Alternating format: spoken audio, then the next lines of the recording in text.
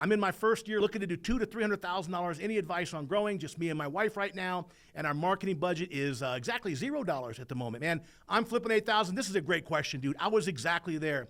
When I started my first company, I started with an ad in the newspaper, right? And furnace and air conditioning blowout sale.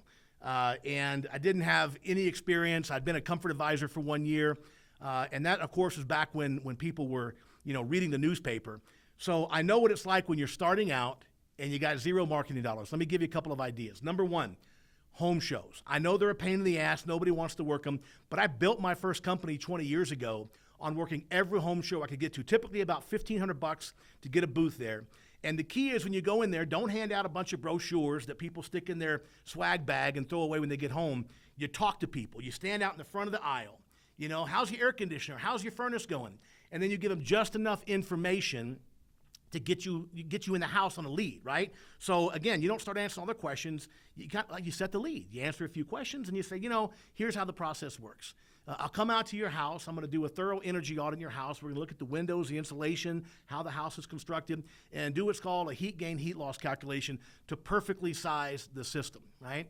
And that process will take about an hour or so, depending on how many questions you have. I'd love to set a time to come out and do this complimentary energy audit for you, and then I'll show multiple options from the basic stuff to the high efficiency stuff. What's a good time for us to come out? You try to set leads. When we first started, we would walk out of typically start on Friday afternoon. And for 2.5 days, we'd walk out with 20 or 25 sales leads. That's how I built this company. I didn't have a budget either.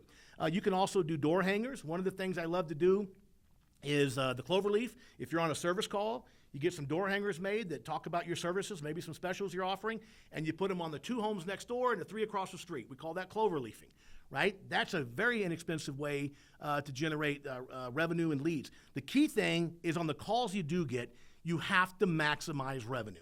If you're going in and you're walking out with $79 in a tune-up, you're going to go broke fast because it costs you more than that to run the call, right? If you walk in on a demand repair, you do the basic repair and leave, you've got to learn how to have conversations and build powerful relationships with your homeowners. Listen, at the end of the day, you want to make recommendations to your homeowner about things that you could do to improve their quality of life, right? The degree to which they will take that advice will depend on the trust. The trust will depend on the relationship, and the relationship will depend on the time and energy that you're willing to invest in building that relationship. So don't get in a hurry. Go out there, get some training. You got my stuff on YouTube. You got a lot of stuff on YouTube. Learn how to have a conversation and build a strong relationship, even on a maintenance call. Because now your average ticket is going to soar because people will take your recommendations. Get out there, kick some ass, and take some names, dude. That's awesome. Keep us posted. Looking forward to your success. Let us know if you have any other questions.